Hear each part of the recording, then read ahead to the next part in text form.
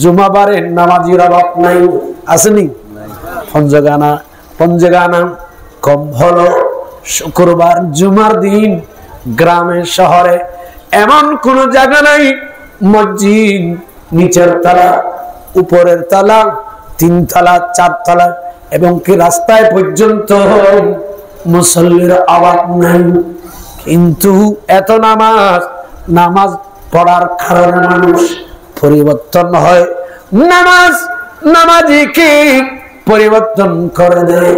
কিন্তু আমরা এত নামাজ পড়ার পর কদরের নামাজ পড়ি, বারাতের নামাজ পড়ি, মেরাজের নামাজ পড়ি, তাহাজ্জুদের নামাজ পড়ি, এইভাবে সালাতুল আওয়াবিনের নামাজ পড়ি, এইভাবে সালাতুল হাজতের নামাজ পড়ি, সালাতুশ শুকরের নামাজ পড়ি, তানহানিল ফাহশাই ওয়াল মুনকার।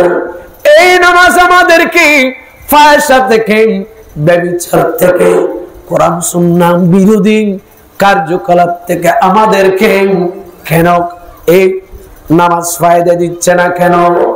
আমার নবী বলেন উম্মত কেন জানো? কারণ তুমি হারাম খেয়ে নামাজ পড়তেছো। মুসলিম শরীফের হাদিস, আমুন হারামুন ফি জওফিহি হারামুন ওয়া মান সালাকা মিন জাহরিহি হারামুন। আমার নবী বলেন ও উম্মত, যে উম্মতের পেটের ভিতর হারাম খাদ্য ঢুকেছে, যার পিঠের মধ্যে হারামের রুজি রোজগারের জামা, যার পিঠের মধ্যে হারাম রুজি হারামের রোজগারের টাকা পয়সা। অনেক স্ত্রী আজকে মাইভলের একজন আরেকজনের সামনে বসলে ফখর করে, স্বামীর তারিফ করে, ও অনসারহীন কদিন দিল আর বদ্ধা 15,000 টাকা দিয়ে কিনে এমনি দিয়ে দিলে আমার বদ্ধায় ঠিক না বেটি? বড় করে হয়।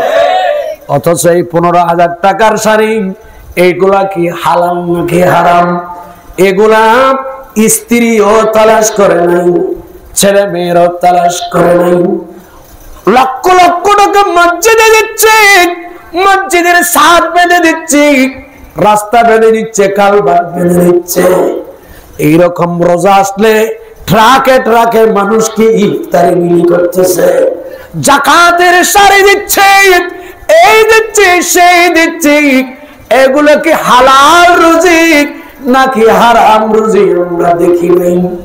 ইবাদত কম হচ্ছে না। আমার নবী বলেন যে ব্যক্তি নামাজ পড়ল, ওই নামাজি ব্যক্তির পেটের ভেতরে যদি হারাম খাদ্য ঢুকেছে, হয় ঘুষের টাকা, সুদের টাকা, জনগণের ওই যে জনগণের মাল সম্পদের টাকা, এইভাবে সরকারি মাল দুনিয়ারি মায়ায় পড়ে, দুনিয়ারি মায়ায় পড়ে। বন্ধু পুলিশ না সকল, বন্ধু পুলিশ না সকল, এই পৃথিবীর সবই নকল নয় তোরে আসল। যে ছেলে মেয়েদেরকে, যে বন্ধুকে, যে স্ত্রী বউ বেটিকে চুরি করে, ডাকাতি করে, সুদকে ঘুষকে দুর্নীতি করে এনে খাওয়াইতেছ, খোদার কসম একজন কবরে আপনার সাথী হবে না, হবে না, নয় নয়, হাসরের ময়দান কেহ কারো হবে না। আল্লাহ কোরআনে বলেন মিন আখিহি ওয়া উম্মিহি ওয়া আবিহি ইলা আখির। আমার আল্লাহ বলেন ও বন্ধু, কাল কিয়ামতের ময়দানে ভাই ভাইকে দেখে পালিয়ে যাবে। তুমি ফিরল মারো ও মিন আখিহি, ভাই ভাইকে দেখে পালিয়ে যাবে।